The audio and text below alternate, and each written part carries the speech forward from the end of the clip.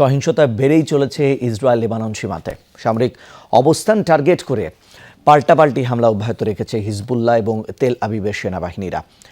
বৃহস্পতিবার উত্তরাঞ্চলের ইহুদি সেনাঘাঁটি টার্গেট করে একাধিক মিসাইল হামলা চালানোর দাবি করেছে লেবাননের সশস্ত্র সংগঠনটি। তবে ইসরায়েলের দাবি, হিজবুল্লাহর হামলায় আহত হয়েছে ৩ বেসামরিক।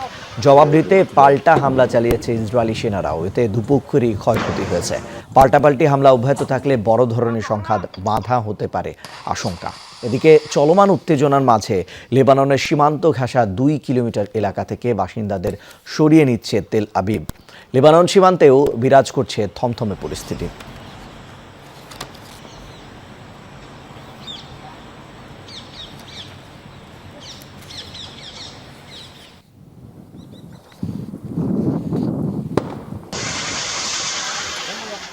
দর্শক, এই বিষয়ে আরো বিস্তারিত জানবো। লেবানন থেকে যুক্ত হচ্ছেন আমাদের সহকর্মী বাবু সাহা।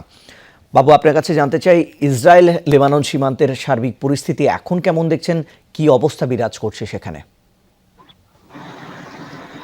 ঈশান, আপনি যেমনটা বলছিলেন, লেবাননে কিন্তু গত কয়েকদিন ধরে বিশেষ করে এই সীমান্ত এলাকায় কিন্তু বিশেষ করে সেখানে উত্তেজনা বিরাজ করছে।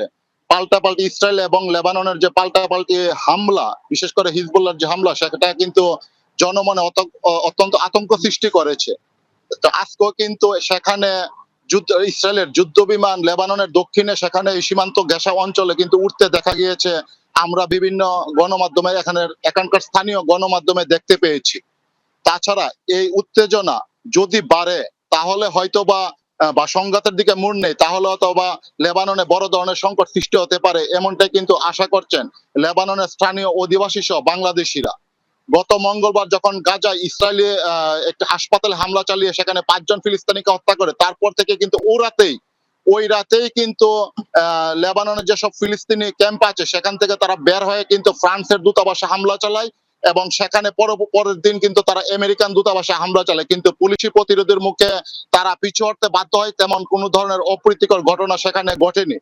কিন্তু তারপরও লেবাননের এই সীমান্ত অঞ্চলে যে উত্তেজনা বিরাজ করছে, সেই উত্তেজনার কারণে কিন্তু ইতিমধ্যে লেবাননের যে সকল অধিবাসীরা ওই সংঘাতময় অঞ্চলে ছিল সেখান থেকে কিন্তু তারা অন্যান্য জেলা শহরে স্থানান্তর হয়েছে এবং পাশাপাশি বৈরুত সহ অন্যান্য যে জেলা শহরের যে চিত্র সেটি কিন্তু স্বাভাবিক রয়েছে। স্কুল, কলেজ, বাবু, আপনার কাছে আরেকটু জানতে চাই, লেবানন সীমান্ত ঘেঁষা 2 কিলোমিটার এলাকা থেকে তো বাসিন্দাদের সরিয়ে নিচ্ছে তেল আবিব। বৈরুতেরও কি এমন কোনো পরিকল্পনা আছে কিনা?